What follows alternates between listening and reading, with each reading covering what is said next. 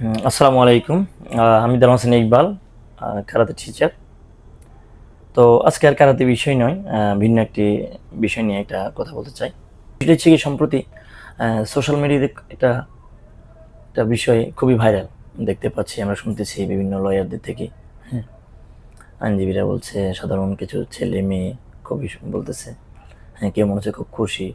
আসলে এটা খুশি অখুশি কিছু না, বিষয়টা হচ্ছে কি, তালাক যেই দেখ তালাক যেই দেখ স্বামীকে দেন মনে টাকা পরিশোধ করতে হবে। তো এটা কমন জিনিস, এটা নিয়ে তো ভাইরাল হওয়ার কিছু না। কিন্তু আমাদের বাংলাদেশটা এরকম, হঠাৎ করে কমন একটা জিনিস ভাইরাল হয়।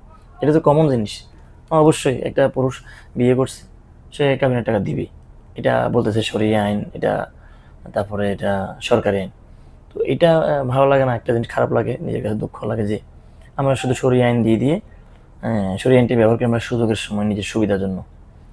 শরিয়া আইন যদি আমরা প্রপার মেনে চলি তাহলে তো এই ধরনের যে ডিভোর্স এত হইতেও না। ডিভোর্স হওয়ার পরে মামলা, এটা সেটা, কাবিন টাকা নিয়ে জোর জবরদস্তি, মারামারি, ঝগড়া, কত কিছু হচ্ছে। এটা হতেও না, এটা হচ্ছে শরিয়া আইন না মানি বিদায়। কিন্তু আমরা করি কি, শরিয়া আইনটাকে কখনো আগে মানি, কখনো পরে মানি।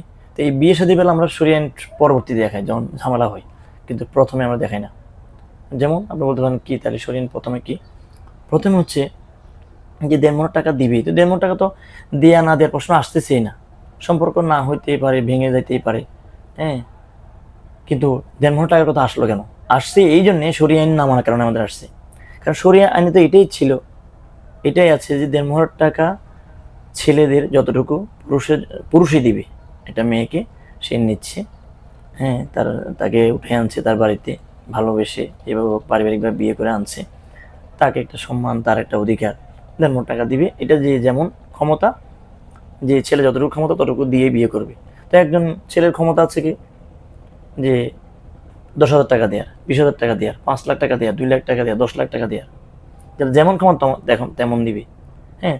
এবং এটা প্রথম দিন প্রথমেই তারা একসাথে স্বামী স্ত্রী মিলিত হওয়ার আগে তো দেওয়ার কথা। তো যখন আগেই যে জিনিসটা দেওয়ার কথা দিয়ে ফেলছে সরিয়ে আইনে, নাহলে তো ছোঁয়ারই কথা না, হ্যাঁ, ছোঁয়াটাই ভুল, ছোঁয়াটাই গুনাহের কাজ যদি এটা না পরিষ্কার। এবং কেউ বলে যে কি, যে এটা স্ত্রীরা ক্ষমা করে দিচ্ছে, ক্ষমা যদি করে দিতে তো বরাবর মামলা আসে কেন? তাহলে ওখানে সরিয়া মানতেছেন না। আর সরিয়া যদি মানেন, ছেলেই বলবে যে আমি বিয়ে করব, আমি বা স্বর্ণ দিব, বাই দিব, সব মিলিয়ে এত করে স্বর্ণ দিব, বা এত টাকা, বা 50,000 টাকা দিব, 1 লাখ টাকা দিব, দিয়ে আমি বিয়ে করব এবং এটা নগদ পরিশোধ হবে, হ্যাঁ। এটা হওয়ার কথা ছিল। তো যে যেমন দিতে পারে, মেয়েরা বলতো হ্যাঁ আমাকে যা দেখ নগদ দিবে, এটা সরিয়ে নিলে বিয়ে হবে, আর না আপনি যা পারেন। তাহলে তো সে মিটমাট, পরবর্তী সংসার অশান্তি হতো না, পরে ভাঙচুর হইতো না, ডিভোর্স হওয়ার কথা আসে না। আমার ধারণা মতে, জ্ঞান অনুযায়ী আমি দেখতেছি এখন এটা একটা কমার্শিয়াল, একটা ব্যবসা হচ্ছে। অনেক মেয়ে, ম্যাক্সিমাম ছেলের যোগ্যতা হচ্ছে কি, ছেলে চাকরি করে, একটা 10,000 টাকা, 15,000 টাকা, 20,000 টাকা বেতনে চাকরি করে, হ্যাঁ। ওই ছেলে 15,000 টাকা চাকরি করে, ওই ছেলের কাবিনের টাকা আমি দেখতে পাচ্ছি কি, আমি নিজে দেখলাম যে 8 লাখ টাকা, 10 লাখ টাকা, কিন্তু ছেলের বেতন 15,000। এবং বিয়ে করার সময় সে এমনও গেছে যে ধার করতে করে বিয়ে করতেছে। তো ওই 8 লাখ টাকা সে দিবে কোত্থেকে পরে তো। এবং এখন এটা করার কারণে অনেক সময় মেয়েরা মনে করে কি, মেয়েরা একটা সুবিধা নেই, যারা খারাপ মেয়ে, হ্যাঁ, সবাই না, তারা সুবিধা নিচ্ছে কি, যে এই যে কিছু হলে আমাকে ছেড়ে দাও, 8 লাখ টাকা দাও।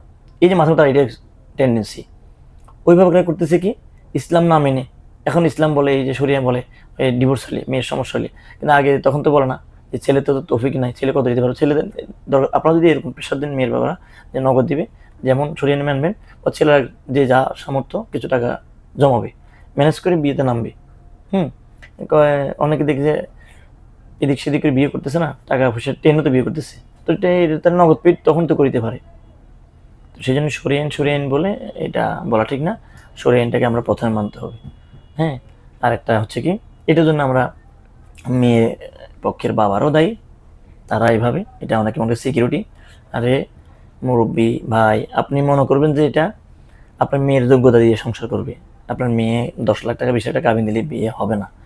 আমি সংখ্যায় পরিসংখ্যানে বেশি দেখতে পাচ্ছি, হ্যাঁ, আমার আশেপাশেও যতগুলো বিয়ে হচ্ছে, যেগুলোতে 1.5 টাকা বেশি, 10 লাখ 15 লাখ, ওগুলো ডিভোর্স বেশি হচ্ছে। যাদের বিয়ে হচ্ছে 1 লাখ টাকা 50,000 টাকা কাবিন, ওদের বিয়ে ভাঙচুর হচ্ছে না। এটা আমি দেখা নিজের চোখে, বাস্তব। কারণ এটা আল্লাহ নবীর হাদিস এটা আছে।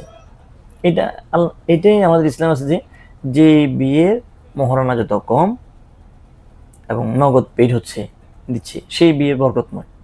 তো তাদেরগুলো বরকতময় হচ্ছে। হ্যাঁ, আগে শুনতাম 10,000 20,000 বিয়ে, কিন্তু ওনারা এখনো বৃদ্ধ বয়সে স্বামী স্ত্রী একসাথে আছে। আর এখন 10 লাখ 20 লাখ করে বিয়ে হচ্ছে, অনেক সময় আরো বেশি। তো কিন্তু সেখানে টিকতেছে না 2 দিন 4 দিন, কারণ শয়তান বিয়ের সময় শরিয়া মানা হয় নাই বিদায় এখন আর শরিয়া হচ্ছে না। তো এইভাবে হলে হবে না। তো এই জন্যে আমাদের মেয়ের বাবারও এদিকে সাবধান সে কাজ করে, এটা পুরো ইসলাম বিরোধী শরিয়া বিরোধী কাজ করে বিয়ে দেয়, তাই অশান্তি। আর আমি আমার পুরুষ ভাই ছেলে ভাইদেরকে বলবো, আপনাদের প্রতি একটা রিকোয়েস্ট, আপনারা বিয়ে যারা করেন নাই, যারা করবেন এভাবে করেন। পুরুষ মানুষের হিম্মত হতে এরকম বলবেন যে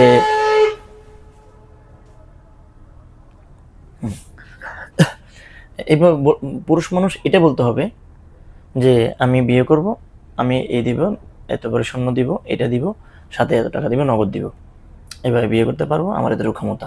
এখন আপনারা যদি রাজি হন বিয়ে দেন, বাস শেষ। আপনি বসে থাকেন, দেখবেন আপনি যদি বিশ্বাস করেন, আল্লাহর আইন বিশ্বাস করেন, কোরআন হাদিস বিশ্বাস করেন, তাহলে দেখবেন আল্লাহ বলছে আমি তোমাদেরকে জোড়ায় জোড়ায় সৃষ্টি করেছি। তো জোড়া যদি সৃষ্টি করে থাকে, যদি আমার জন্য সৃষ্টি হয়ে থাকে, তাহলে আমি যদি বলি আমি এটা দিতে পারবো, ওর সাথে থাকলে ওটা বিয়ে হবে। ওরা দরকার ওই মুহূর্তে চলে গেল, কিছুক্ষণ পরে বা কয়েকদিন পরে দেখবেন বলতেছে আচ্ছা ঠিক আছে মেনে নিবি। হ্যাঁ, তো মেয়েরা তো কেন স্ট্রং করে বসে বিয়ে হচ্ছে কেন? ওই ধরো আমি দেখছি আপনার ভুলের কারণে ভুল প্রসেসটা বলে যে আমরা 10 লাখ টাকা না বিয়ে করবো, এমনও দেখছি 10 লাখ টাকা বলছে, 10 লাখ টাকা না হলে হবে না, ছেলেরা রাজি হয়ে উঠে চলে আসছে, পরে আবার ওই ছেলেদের তাও বিয়ে করছে ওই মেয়েকে। আচ্ছা ঠিক আছে, যাই হোক আমি টাকা দিই, আমার আবেগে ভালোবেসে বিয়ে করছে, আবার 3 থেকে 4 মাস পরে এটা ডিভোর্স হয়েছে। তা কি হইলো? তো ছেলেদেরকে বলো যে ফ্যামিলির যে মেয়ের বাবারা কাবিনের টাকা নিয়ে বাড়াবাড়ি করবে, বুঝবেন তাদের অন্তরই খারাপ। শুরুতে গোড়ায় গলত। তাহলে এটা আমাদের ভাইদের প্রতি রিকোয়েস্ট থাকবে, আপনারা ইসলামিক শরীয়ভাবে বিয়ে করেন, বাস আপনার জন্য রিজিক থাকলে আসবে, মিলে থাকলে ওরা হয় মেয়ে রাজি হবে, মেয়ে বলবে না আমি এখানে করবো, টাকা করবো কি। হ্যাঁ, তো এইভাবে আমরা স্ট্রং হতে হবে। অনেকে বলবেন হ্যাঁ আপনি এটা বলতেছেন আপনার বোনের বেলা, আমার যে মেয়ের বেলা, হ্যাঁ আমারও বোন মেয়ে আছে, আমার বোনের সময় আমার মায়ের প্রেশার করে নাই, আমার বোনের জামাই যেটা বলছে সেটা। কিন্তু আমি যদি এখনকার মতো জ্ঞান থাকতো, আমি বলতাম আমার ভগ্নিকে, আমি এটাই বলতাম যে আপনি এখন নগদ যা দিতে পারেন বোনকে সেটাই দেন, আমি এটা বলতাম। এবং আমার মেয়ের বেলা আমি এটাই বলবো, যদি আমার মেয়ের প্রতি ভালোবাসা, আমার বোন ভাই এদের অধিকার আছে, সমান সমান আমরা অধিকার, তো তারাও না করবেন। আমি বলি মাঝে মধ্যে বাসায় যে না এরকম করবো।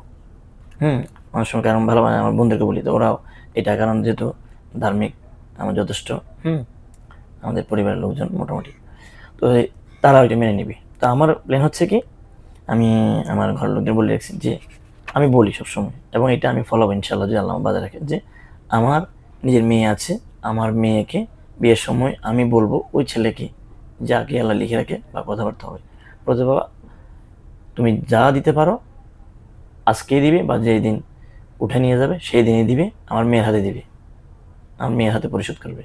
আমার মেয়ে বাস তুমি যা পারো, এটা 1 টাকা হোক আর 1,00,000 টাকা হোক, কোনো সমস্যা নেই, আমি এইভাবে বিয়ে দিব। আমি এটাই বিশ্বাস করি, কারণ সংসার করবে মেয়ের যোগ্যতা দিয়ে, কাবিনের টাকা দিয়ে নয়।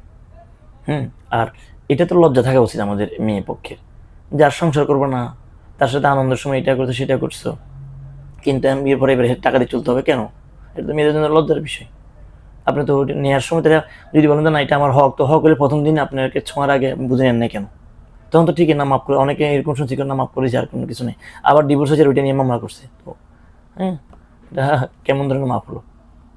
তো এই জন্যে বলতেছি আমরা যে এইভাবে আমরা এই জিনিসগুলো আমরা খেয়াল রাখতে হবে। আমি এতটুকুই আজকের মতো, বিষয়টি আমার কাছে বলার মতো মনে হয়েছিল যে সাম্প্রতিক চলমান একটু আমি শেয়ার করলাম। আপনারা, আমি তো কারাতে টিচার নই, আমি তো কারাতে টিচার, আমি আর এই ধরনের স্পিকার নয়, এই ধরনের বিষয়ে কথা বলি না, মন চাইলেও একটু বললাম, শেয়ার করলাম। তো আপনারা আমার ভিডিওটি শুনেছেন, হয়তো যারা শুনেছেন আমার পেজটাকে লাইক কমেন্ট শেয়ার জন্য অনুরোধ রইল। আসসালামু আলাইকুম।